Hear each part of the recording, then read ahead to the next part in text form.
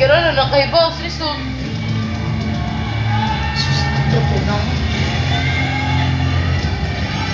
Si Opiri.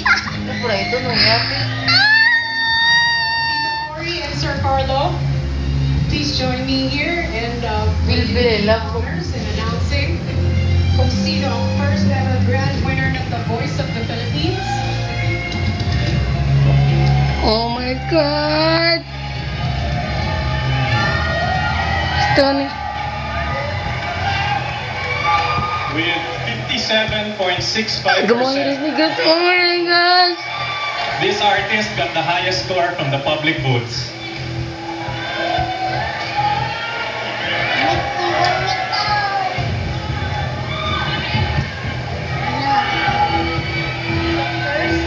The first voice of the Philippines.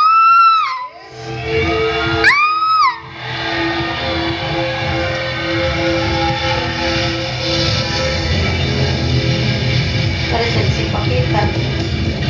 Resorts World, we want to hear it once again. Ninoy Joaquin. Gusto. Si Mama. Voice of the Philippines is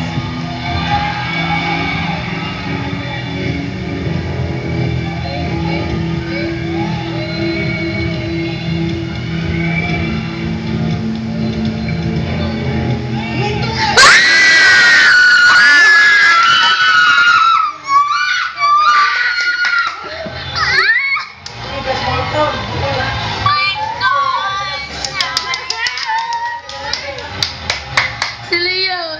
Si, sa upat pa jud ka. Sa upat pa jud ka tema kay pag pili bitaw sa last week.